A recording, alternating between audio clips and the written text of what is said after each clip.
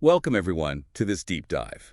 And wow, can you believe it? It feels significant, doesn't it? It really does. We are just 3 cantos away. 3. From the very end of Dante's huge journey in the Divine Comedy. What an odyssey it's been, watching him grow, change. Exactly. And now, Beatrice's part is done. You just feel we're right on the cusp of something even more profound, you know? Absolutely. The anticipation is high. So today, our mission, let's say, is to explore the 30th canto of Paradise. We're drawing straight from the poem itself, Paradise, looking for those universal insights, things that can maybe shed some light on our own lives. In Canto 30, well, it's quite the setting. Dante is now in the Empyrean. The Empyrean. Okay, so that's the highest heaven. The very highest. It's completely beyond our usual ideas of space or time. Think of it like the ultimate classroom, maybe. Yeah. Where divine revelation just unfolds. Through light and truth, right. Exactly. Pure light, pure truth. And what's really key here is how Dante's perception itself starts to radically change. Okay, so his eyes are literally like being upgraded. Yeah. What's this about the dazzling light in the river he sees? What's going on? He's hit by this incredibly intense light, so bright it actually enhances his senses, sort of prepares him to see more, to see these higher visions. Wow. And then he sees this river, a river of pure, shimmering light. But it's not water as we know it. Not water, what then? It's more like living sparks. That's the image. And these sparks are actually angels, constantly moving, flying down into these radiant flowers along the riverbanks. Angels and flowers. Yes, but then we find out the flowers aren't really flowers either. They're the blessed souls. It's all transforming right in front of him. That is incredibly vivid imagery. Just stunning. And Beatrice is still there, right? She tells him to drink from this river. She does, and that act, drinking the light, essentially, is crucial. It's what allows his vision to shift again, even more deeply. How so?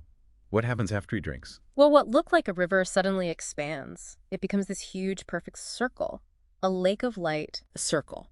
And those shimmering flowers, the souls, they're revealed in their true form, arranged in this incredible celestial amphitheater. It's called the White Rose. A white rose. So moving from a line, the river, to a circle, the lake, or the rose, that's symbolic. Hugely symbolic. Yeah. It represents moving from our normal, linear way of seeing things, time unfolding moment by moment, to an eternal, simultaneous perception. Everything present at once. It's a massive shift in understanding reality itself. Right. And this is where things take another big turn, not just for Dante, but maybe for the lessons we can find here. Because right at this peak moment, Beatrice leaves. Yeah, it can seem abrupt. But not sadly, right? The text says she's joyful, her mission's complete, she goes to her place in the White Rose, and someone else steps in. Saint Bernard. He becomes Dante's guide for the final stretch. And that last smile from Beatrice. Dante says it's imprinted on his memory forever. It really speaks to that enduring power of love, doesn't it? But her departure is so important. Beatrice, who represents divine wisdom or theology, she steps aside. Not because she failed, but because she succeeded. She got him ready for the next stage. Exactly. She brought him to this point of inner readiness. And it makes you think, doesn't it? True guides, real mentors, they don't create dependency. They empower you. They equip you to stand on your own feet, or maybe to accept a different kind of help when needed. Precisely. They know when their part is done, when it's time to let you or the person they're guiding grow fully. Okay, so let's pull out some of these threads for us listening now. What does Canto 30 really offer us? First off, I'm hearing this idea of gradual preparation. Definitely. Just like Dante's eyes and his whole being had to be slowly prepared for this ultimate vision, we often need that too, right? Profound changes, big insights. They usually require time, build up. You can't just jump to the end. You have to walk the path, let your own vision adjust step by step. It's a process. Yeah, and that leads to the second point, maybe. The value of true accompaniment or guidance. Beatrice leaving shows that good guidance isn't about holding on forever. It's about knowing when your role changes or when it's time to pass the baton, so to speak. It makes you reflect on your own life, doesn't it? Who guided you? When did you need to move on from a particular guide for your own growth? It's a key part of any journey, recognizing those transitions. And then there's the transformation of perception.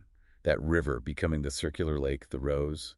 That's powerful. It's a fantastic metaphor how reality itself can look completely different depending on your vantage point, your inner state. What seems limited or linear might actually be vast and interconnected if we just learn to see differently, like stepping back to see the whole pattern. A complete paradigm shift, yeah. And that connects to the final point, really. The white rose itself, this image of all the blessed souls together in harmony.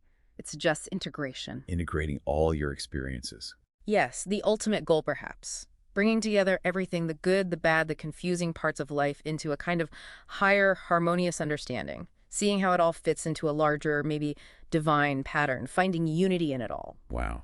Okay, so to recap from Canto 30, the need for gradual preparation, the true value of guides who know when to step aside, the power we have to transform our perception, and this ultimate aim of integrating everything into a meaningful whole. Powerful stuff for just one canto. It really is. It leaves you wondering, what new ways of seeing might be waiting for you, and who might be the next guide on your own path. Good questions to ponder. We are so close to the end now.